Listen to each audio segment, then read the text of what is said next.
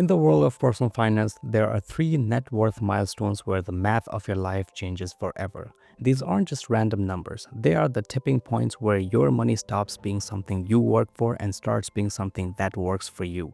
Most of us are told that building wealth is like climbing a ladder. You take one step, then the next, and maybe after 40 years, you reach the top. It feels slow, linear, and honestly a bit exhausting. But money doesn't actually work like a ladder. It works like a snowball. At first, you're just standing in the cold, trying to pack a tiny bit of snow into a ball. It's hard work, your hands are freezing and the ball looks tiny. But once that ball gets to a certain size and you give it a push, it starts to grow on its own. It picks up more snow than you ever could with your bare hands. If you feel like you're running on a treadmill and getting nowhere, it's probably because you haven't hit that first tipping point yet. So today, let's break down exactly what these milestones are, why the first one is a total nightmare to reach, and how the last two can basically buy you your freedom. Starting with the big lie about wealth. Before we get into the numbers, we have to address the linear lie. Most people think that if they save $500 a month, they just add $500 to a pile every month until they die. That sounds boring because it is. If wealth was just a pile of cash under your mattress, none of us would ever get rich. The real magic, and I use that word loosely because it's actually just math, compound interest. You've probably heard people call it eighth wonder of the world. That sounds like something a math teacher would say just to make their class sound cool. But in this case, the teacher is actually right. Compound interest is when your money earns a little bit of profit and then that profit starts earning its own profit. It's like your dollars are having babies, then those babies start having babies. In the beginning, you don't notice it. It feels like nothing is happening, but after a while, the babies outnumber the parents. The problem is that our brains aren't wired to understand the exponential growth. We understand 1 plus 1 is 2. We don't easily understand how a small amount of money can turn into a massive fortune over time without us doing any extra work. This lack of understanding is why most people give up way too early. They don't see the snowball growing, they just assume the snowball is broken. So starting with the first major milestone, which is $100,000. And let me be real with you, this one is the absolute worst. Imagine you decide to start investing $500 every month. That's about $125 every week. Maybe you cut back on some subscription, stop eating out as much, and stay disciplined. If you put that money into the stock market and get a decent 7 or 8% return, do you know how long it takes to hit $100,000? It takes almost about 8 years. That is a long time. For nearly 8 years, you're sacrificing, saving, and watching your friends buy new cars while you are putting money into an account. During this stage, you're doing 90% of heavy lifting. If you look at that $100,000 pile at the end, nearly half of it is just the money you physically pulled out of your paycheck. This is why people quit. You're in third year. You have saved thousands, and you look at your account and think, is that it? All that work just for this? It's like trying to learn the guitar. For the first few months, your fingers just hurt and you sound terrible. You don't feel like a rock star. You feel like a person with sore fingers. But $100,000 is the escape velocity number. It's the point where the engine finally has enough power to leave the ground. Once you have $100,000 invested, even if the market only goes up by 7%, your money is making $7,000 a year just by sitting there. That's more than $500 a month. For the first time, your money is working harder than your monthly contribution.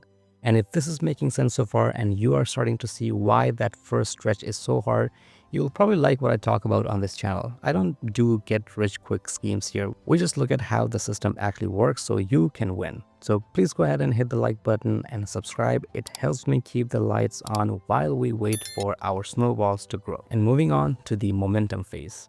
After you hit that first $100,000, the vibe changes completely. It's like you were pushing a heavy boulder up a hill and you finally reached the top. Now the boulder is starting to roll down the other side. Think about this. It took nearly 8 years for you to get your first $100,000, but to get from $100,000 to $200,000 at the same rate, it only takes about 5 more years.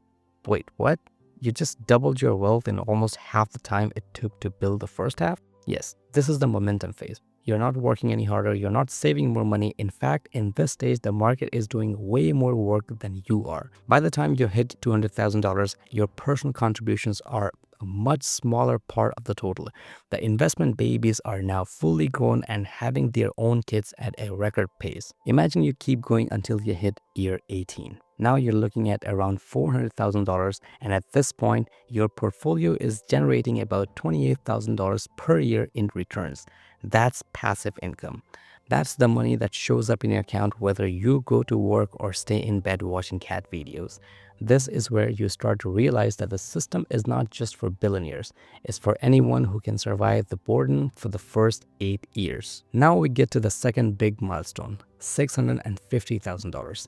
This is a special number because it's where your life starts to feel very different. In many places, the average household earns somewhere around $70,000 to $80,000 every year. If you have $650,000 invested and you're getting a solid return, your money is likely generating about $45,000 to $50,000 per year. Think about that. You haven't quit your job, but your money is now earning a salary that is close to what a lot of people earn by working 40 hours a week. This is the financial security milestone. If you get fired tomorrow, it's not a tragedy. It's an inconvenience. If you want to take a year off to travel or go back to school or start that weird business that you have been dreaming about, you can actually do it. Real wealth is not about having gold-plated toilet or a supercar. Real wealth is about having choices. At $650,000, you have more choices than 90% of the population. You're no longer slave to a paycheck. You're still working, sure, but you're doing it because you want to, not because you'll starve if you don't. It's also around this time that people start worrying about inflation, and you might ask, but wouldn't things be more expensive in 20 years? True, but here's the secret. If your investments are growing at 10%, which is the average annual return for the US stock market, and inflation increases by 3%, your pile keeps growing even with inflation. In fact, that's the whole point of investing your money rather than just saving it. Your wealth becomes a self-sustaining forest. It grows faster than you can chop the wood. Finally, we hit the big one, $1 million. For some reasons, this is the number everyone dreams of. Now look, $1 million is not what it used to be a few decades ago, but it's still a massive psychological breakthrough. Reaching this milestone, which if you started with a $500 a month, takes about 29 years, and it changes how you see yourself. It proves that the system works. It proves that you didn't need to be a CEO or a lottery winner. You just needed to be consistent. At $1 million, your money is likely making more in annual returns than you could ever save in a year. It's generating about $70,000 to $80,000 or even $100,000 in a good year. You're officially rich by almost any standard. But here's the weird part. Once you hit $1 million, getting to $1.5 million is incredibly fast. Getting to $2 million is even faster. The bigger the snowball gets, the more snow it grabs with every single rotation. At this level, you aren't just looking at retirement, you're looking at a legacy. You're looking at ability to help your family, invest in other people's businesses, or donate to causes you care about. The stress of survival is completely gone, replaced by the responsibility of management. I know some people think $1 million is impossible and others think it's not nearly enough to live on these days. It's a pretty polarizing number. So let me ask you this. If you woke up tomorrow with $1 million in your investment account, would you quit your job immediately or would you keep working just to see how big that snowball could get? Let me know in the comments, and now let's talk about the reality of the journey. Now, I don't want to make this sound like a fairy tale. The market does not go up in a straight line. There will be years when your snowball melts a little bit. There will be market crashes where you look at your bank account and you see that you lost 3 years of progress in 3 weeks. The people who reach these milestones are the ones who don't panic. They realize that a market crash is just a sale on snow. If you keep buying things when things are down, you're just making your snowball denser and stronger for when the sun comes back out. The biggest enemy is not the economy or the taxman. The biggest enemy is your own boredom. Spending 29 years doing the same boring thing, investing a portion of your paycheck every single month is hard. It's not exciting. It does not make for a good action movie. But wealth building should not be exciting. If you want excitement, go to Vegas. If you want to be free, be boring. So think about where you'll be in 30 years. You're going to be 30 years older whether you invest or not. Time is going to pass regardless of what you do with your money. You can reach that point and have a machine that generates a full-time salary for you while you sleep, or you can reach that point and still be chasing the next paycheck, wondering where all the years went.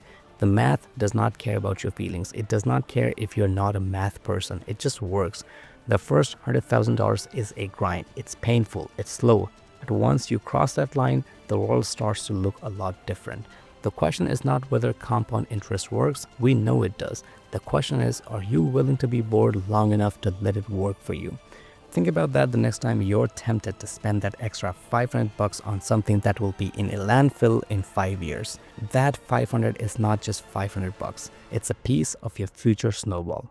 That's it for today, and I'll see you in the next one.